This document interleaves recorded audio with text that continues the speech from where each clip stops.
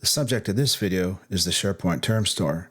It's a central location for managing the metadata within your site.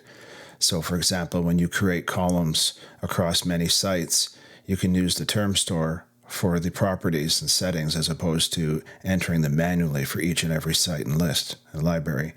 So here we go, open the 365 Management Console, go to Content Sources Term Store.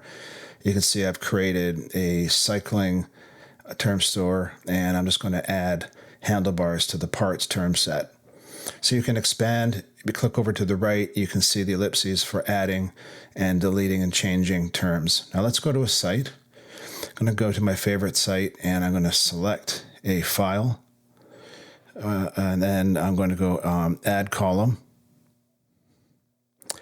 Now here you have to go to type. You go down to managed metadata. You go select.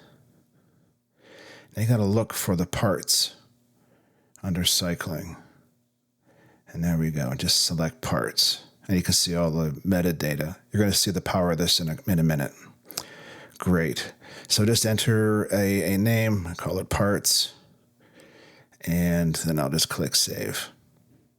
Okay, so the file we selected. Let's go click on details. So click the ellipses, go to details, go to edit, and when SharePoint's ready. And here we can see parts now appears. Now click the tag over to the right, and there you go.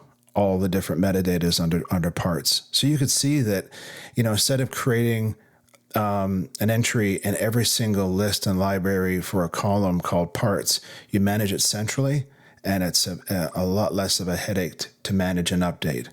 So I hope you enjoyed the video. Please click like and subscribe. Thanks a lot.